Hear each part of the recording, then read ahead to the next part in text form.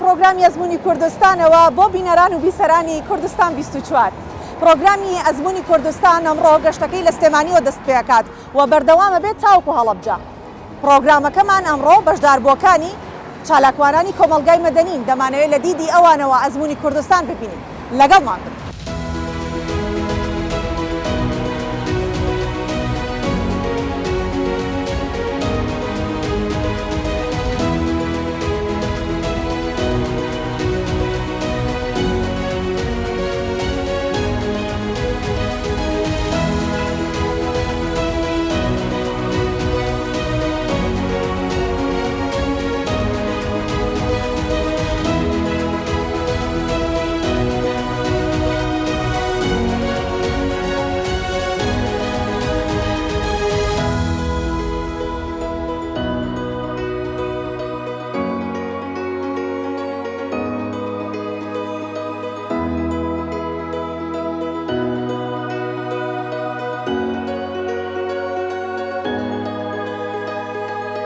بەڵێ گەشتەکەمان لە سلێمانیەوە دەستی پێکرد و گوزەرێکی خێرامان بەناو سلێمانیا کرد.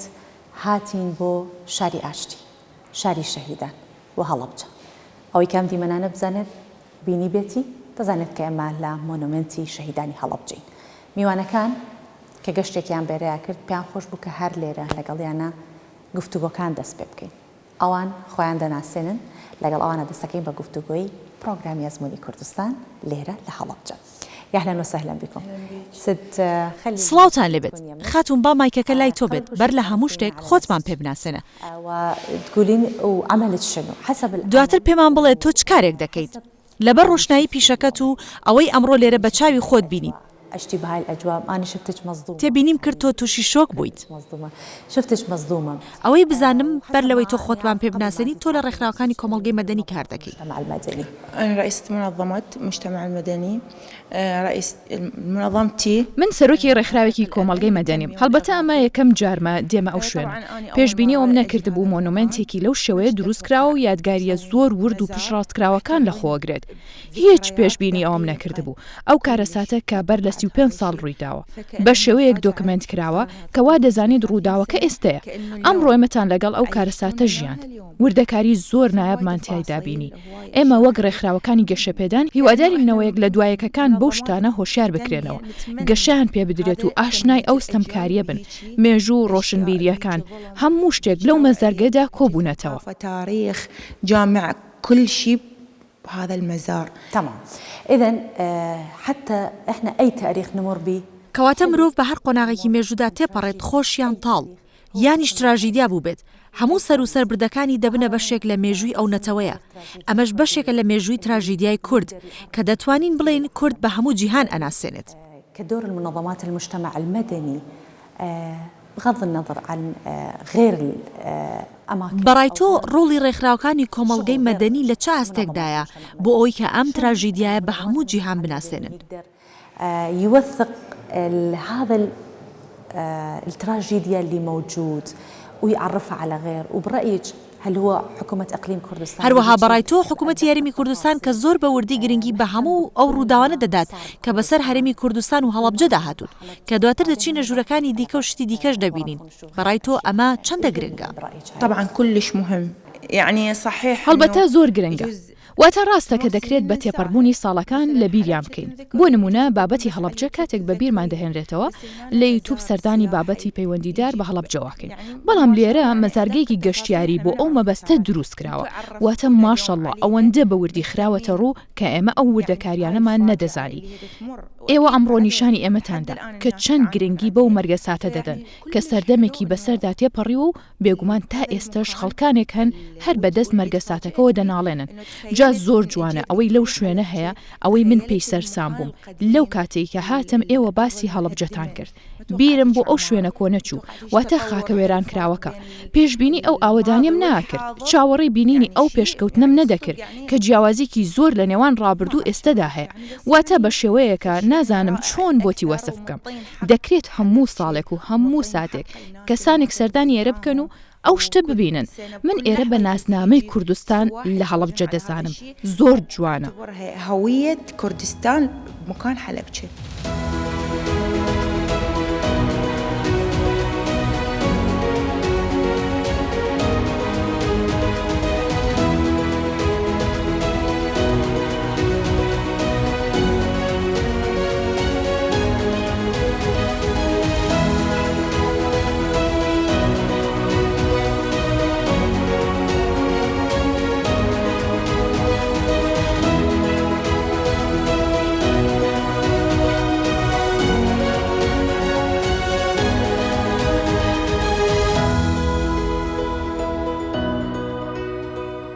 خلينا نروح على أستاذ همنا شوي نحكي ويا أستاذ. با بچینە لای مامۆستا و هەندێک گفتوگۆ لەگەڵ ئەویش بکەین. أنا بس أعرف الاسم سڵاوت لێبێت مامۆستا واثق.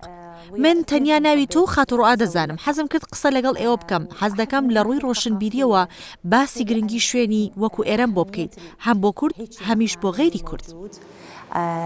هم للكردي وإذن للغير كردي.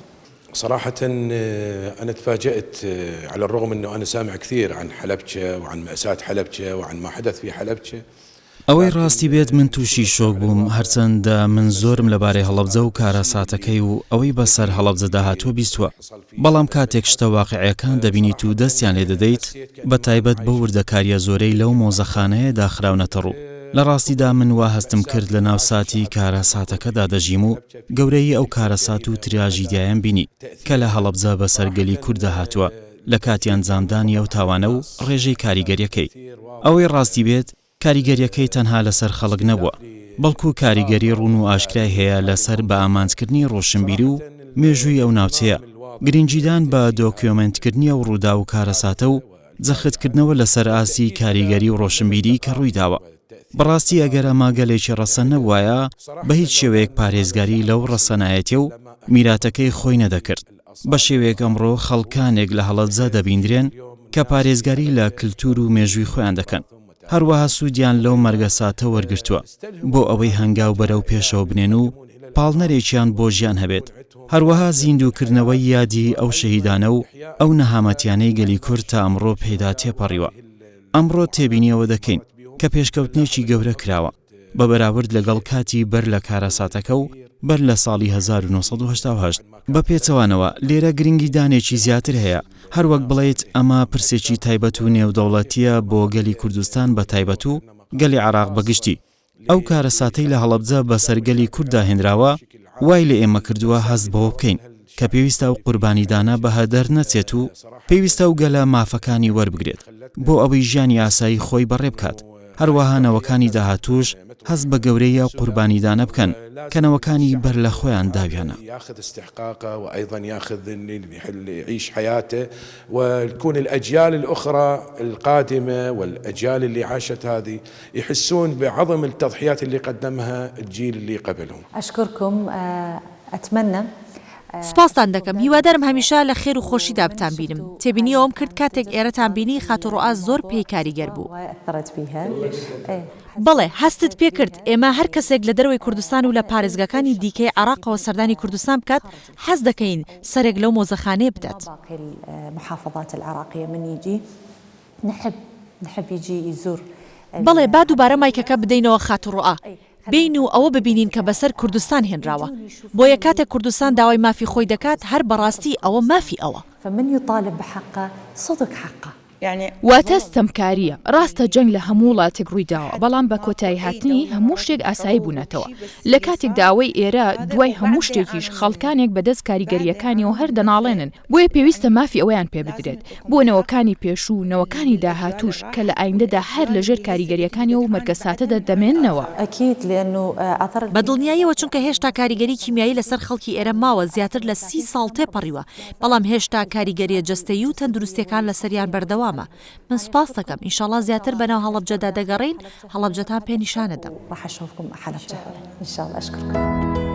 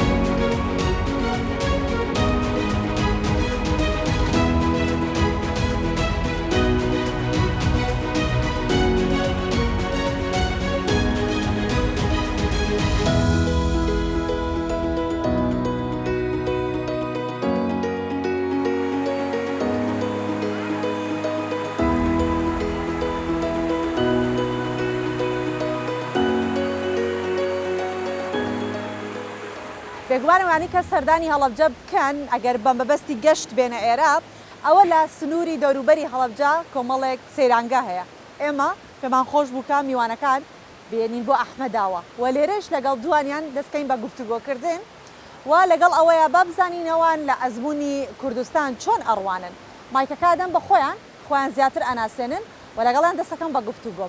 أهلا وسهلا بكم خلي المايك يم حضرتك حسب مجال سڵاوت لێبێت با مایکەکە لای جەنابەت بێ بە گوێرەی بواری کارکردنەکەت دەمەوێت پرسیار لەبارەی ڕۆڵی ئافرەت لێ بکەم لەو ئەزممونەی کە کوردستان پێیدا گوزەر دەکات تا چەند ئافرەتوانێتی ڕۆڵی هەبێت لە بەرەو پێشبردننی ئەو ئەزممونەی هەیەی في تقدم هذا التجربة اللي موجودة. ئێمە ئێستا تێبینی ئەوە دەکەین کە بەرەو پێشچوون لە ڕۆڵی ئافرەت هەیە چونکە ئێمە کۆمەڵگەکەمان کۆمەڵگەیەکی ڕۆژهەڵاتی شەرقیە پێشتر ڕۆڵی ئافرەت لاواز بوو بەڵام ئێستانا ئێستا ئافرەتیش لە هەموو پێگەیەک بوونی هەیە ڕۆڵی ئافرەتیش بووە تا ڕۆڵێکی سەرەکی جاچ لە دامەزراوەکانیان پەرلەمانیانیش هەموو شوێنەکان ڕۆڵی کارای خۆی دەگەڕێت ئەمە شتێکی ئەرێنیە چونکە پێشتر ئێمە لەو بابەتە لاواز بووین. ئەی سەبارەت بە کوردستان چۆن دەڕوانیتە ڕۆڵی ئافرەت؟ لە کوردستان ئەو بابەتە زیاتریشە چونکە ڕۆڵی ئافرەت لە سیاسەت و بوارەکانی دیکەش زیاتری کردووە ڕۆڵەکەی بەهێزتر بووە ئەمە شتێکی ئەرێنیە. فهذا الشيء هم ايضا ايجابي. من تجون للكردستان كل جيه وروحه لكم. هەر جارێکە دێنێ کوردستان و دەگەڕێنەوە هەست بە چی دەکەن؟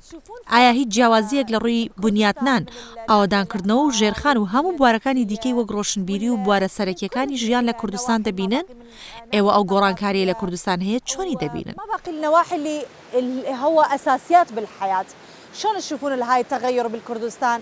هەڵبەتە ئێمە ماوە بە مەبەستی گەشتیاری سەردانی هەرێمی کوردستان دەکەین جاجە بۆ هەولێر دهۆکیشیان سلێمانی ئێمە لە عێراق پارێزگاکانی باکوور بەوە بەناوبانگن کە شوێنی گەشتیاری و کات بەسەربردن و خۆشگوزەرانین لە نێوان هەر سەردانێک و سەردانێکی دیکەدا هەست بە ئاوادانکردنەوەی زیاتر دەکەین بەرەو پێشچوونی زیاتر دەبینین تەنانەت شوێنە گەشتیاریەکانیش هەر جارێک کە دێینەوە دەیانبینین گۆڕانکاریان بەسەردا هاتووە ئەمە شوێ ڕای بەردەوامی ڕوتی ئاوادانکردنەوە لە ناو کوردستان بەگشتی.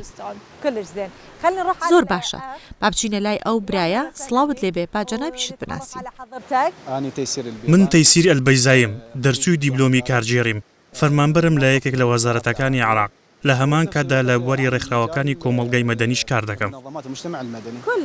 إذا منظمات المجتمع المدني دائما دورها توعية الناس. کاتە ڕێکخراوەکانی کۆمەڵگەی مەدەنی هەمیشە ڕۆڵیان لە هۆشیارکردنەوەی خەڵکدا لە هەموو بوارە پێویستەکانی ژیان هەیە لە ڕووی ڕۆشنبیری کۆمەڵایەتی و بوارەکانی دیکە کە هەموو کەسێک هیوای بەرەو پێشچوونی بۆ دەخوازێت.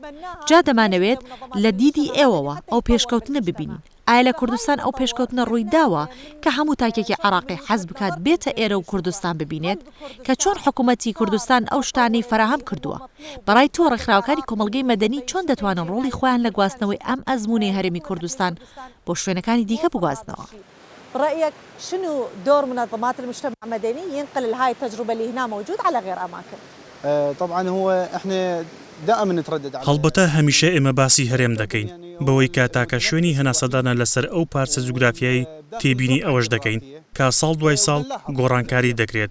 جاری وا هەیە بە ماوەی چەند مانگێکی کەمیش هەسمان بە گۆڕانکاری ئێرە کردووە هەرچی لەبارەی پرسیارەکەتە بواری ڕێکخراوەکان لێرە یانی شۆبەرهێنان بە شێوەیەکی فراوانتر کۆمپانیاکان لێرە دەبینین کە زۆر بە خێرایی بەرەو پێشچوون دەکرێت و دەرگای وەبەرهێنان بە شێوەیەکی ئاسایی و سیستەماتیک بە ڕووی کۆمپانیەکاندا کرامنێتەوە. ئەمە شتێکی باشە لێرە ئاسایش بە شێوەیەکی ڕاست و دروست دەستەبەرە واتە لە پارێزگەکانی دیکە بەداخەوە ناتوانین تێبینی ئەم شتە بکەین. بێگومان ئەو هەناسەی لێرە هەڵدەمژین لەوەدایە کە ئاسایش و سەقامگیری جوانی سروش شتەکانی دیکە و لە هەمان کاتدا وەبەرهێنان دەبینین کە هەمویان لە شوێنێکی دیاریکراودا کۆبوونەتەوە. يعني كلهن واستثمار بنفس الوقت يعني التمن بمكان واحد معين. برأيكم هل كردستان متطورة بهاي المجال؟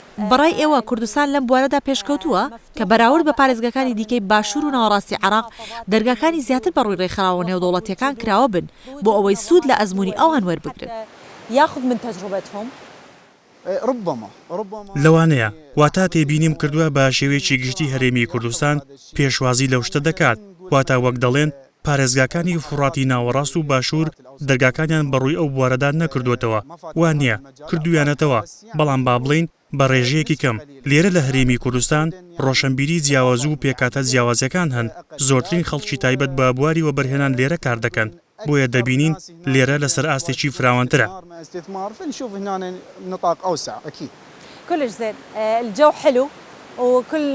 زۆر باشە کەشێکی خۆشە تەیسیر بۆمان باز دەکات تاکە شوێنی هەناسەدان ئێرەیە بۆی لێرە ئەو هەناسەدانە هەیە نامەوێت زیاتر کاتیەوە بگرم بۆ ئەوەی لەگەڵ برادرانی دیکە ئیسراحەتی خۆت وەرگرن و وێنە بگرن و چێژ لەو شوێنە وەرگرن ئیشاڵڵا لە گەشتەکە بەردەوامی.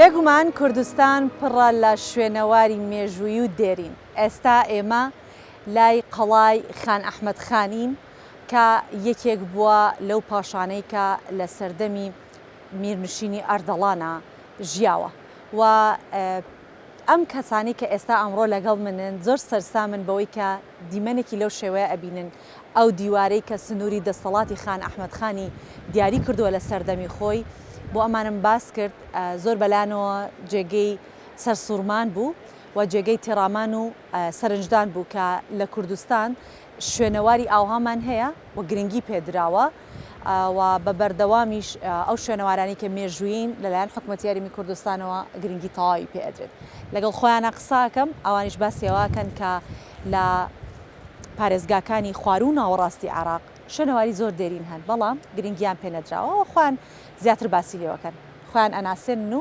دەستەکەین بە گفتوگۆکارمان حەجی حەضرتك قبل الله يطول بعمرك حسب حاجی خوددا تەمەنت درێژکات بە گوێرەی تەمەەن جەنابەت پێشتر سەردانی کوردستانت کردووە ئێستاش سەردانت کرد لەو کاتەی بۆچم ڕوون کردەوە کە ئێرە شوێنی قەڵای خان ئەحمەد خانە مێژۆکەی بۆ چ سەردەمێگە گەڕێتەوە شوێنەوارەکانی ماون جەنابەت ڕاستەوخۆ بیرت هێناینەوە گوتت لە بەغدا و بابل ئێمە زۆر شوێنەوارمان هەیە ئەمە مێژوو کولتوری عێراقە ئەوە شت بینی کە لە کوردستان هەیە دەمەوێت باسم بۆ بکەیت.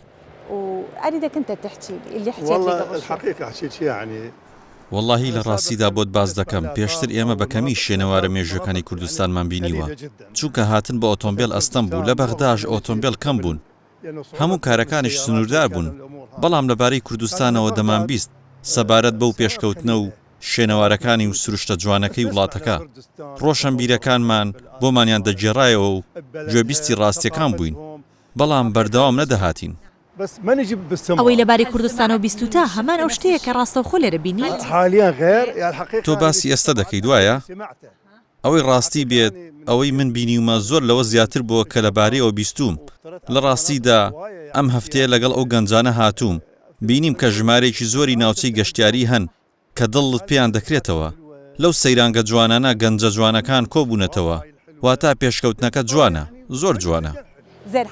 حاجی بەڕای تۆ ئەو پێشکەوتنە بۆ چیە گەڕێتەوە خۆ ئێمە لە هەمان ناوچەی جوگرافی ئەوەی لە عێراق ڕۆدا لە کوردستانیش ڕۆئەدا ئەوەی هێرشی سەر عێراق دەکا هێرشی سەر کوردستانی شەکات هەر کۆسپێک بێتە پێشەوە بۆ هەمووان وەکو یەکە بەڵام وەک باستان کرد دڵەکان بە کوردستان دەکرێتەوە ئێوە ئەمە بۆچی دەگەڕێنەوە ئەوەی ڕاستی بێت هەمووی بۆ گەلەکەی دەگەڕێتەوە واتە ئەگەر گەل ڕۆشنبیر و هۆشیار بێت باوەڕ ناکەم هەوڵی خراپەکردنی وڵاتەکەی بدات هەمیشە خواستێک بۆ بەرەو پێشچوون و پێشخستنی وڵاتەکەی هەیە لە هەموو بوارەکاندا و بنیادی دەنێت بەڵام بەشێک هەند دەڵێن نەخێر ئاوەدانکردنەوەکە لەوێ زۆر سادەیە بەر لە 3-4 ساڵ من سەردانی هەولێرم کرد هەروەها بۆ ئەوەی چارەسەریش وەربگرم ئەو کات دیارترین شوێن کە بۆی چووم قەڵای هەولێر بوو چووم سەردانم کرد و بەناویدا گەڕام بینیم قەڵایەکی ڕێک و پێک و جوان بوو واتە لە ڕاستیدا بینیم و سەیرم کرد و سرم سوڕما بە کورتیەکەی هەموو شتێک لە وڵاتەکە ڕەنگی داوەتەوە و هی گەلەکەیەتی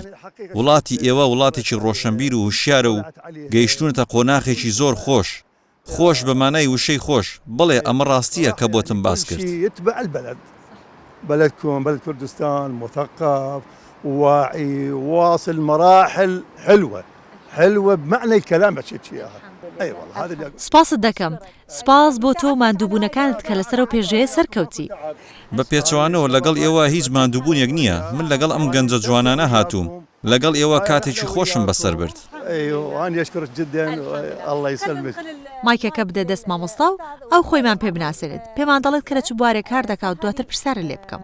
زۆر باشە با لەو گۆشینگایەوە قسە بکەین لەسەر ڕێکخراوەکانی کۆمەڵگەی مەدەنی کە ئێوە کاری تێدا دەکەن سەردانی زۆری لە شارەکان دەکەن جا هەم وەک زیارەت هەمیش وەکو تیجارەت واتە هەم بۆ کاری خۆتان دێن و هەمیش کوردستان دەبینن کاتێک پێت دەڵێن سەردانێکتان هەیە بۆ کوردستان چی ئێرە سەرنجی تۆی ڕاکێشاوە کە تۆ پێیان بڵێیت یەکەم کەس من دەچم يعني بصورة عامة كمنظمات مجتمع مدني بە شێوەیەکی گشتی وەک ڕێکخراوەکانی کۆمەڵگەی مەدەنی تێبینیەوەمان کردووە کە لێرە بەڕووی ڕێکخراوەکاندا کراون دەبینین کارکردن هەیە وێڕای ئەوەی لە بەغداش هەیە بەڵام لە بەغدا هەندێک ڕێکار هەن بوونەتە کۆسپ لە بەردەم کاری ئێمە واتە ئێمە هیوادارین ئەوەی لە هەرێمی کوردستان هەیە لە پارێزگاکانی دیکەشمان هەبێت پێشکەوتن لە هەر شار و وڵاتێک ڕوو بدات هۆکارەکەی بۆ گەل و ڕۆشنبیری گەل دەگەڕێتەوە من ئەمڕۆ قسەم لەگەڵیان کرد لەگەڵ گەنجەکان و گوتم پێشکەوتنی کوردستان هی ئەمڕۆ نییە سەرەتاکەی لە ساڵی 1990ەوە دەست پێ دەکات ئەو نەوەی ئێستا کاری تێدا دەکات لە دایکبووینەوە دەکانە هەندێکیان گەیشتونەتە سەرکردایەتی ئەو نەوەیە لە ناو پێشکەوتن و ڕۆشنبیری نوێدا گەشەی کردووە لەسەر کولتور و شارستانیەتەکەی گەشەی پێدراوە واتە ئەمە ئەنجامەکەیەتی ئەمڕۆ گەلی کورد گەلێکی جوانە ئێمە لە کوردستان هەولێر بە پایتەختی جوانی دەبینین کوردستان بووکی عێراقە شعب جميل احنا كردستان احنا عاصمة الجمال أربيل ها عروس العراق هي كردستان شكرا أنا أشكركم من سپاستان دەکەم پێ خۆشحاڵم خەڵکانێک و گەشتیارانێک بێن سەردانی کوردستان بکەن ئەمە دیدگای ئەوان بێت لەسەر کوردستان ئێوە ماندوو کرد لەوە زیاتر ماندووتان ناکەم تستمتعون بالمكان أشكرك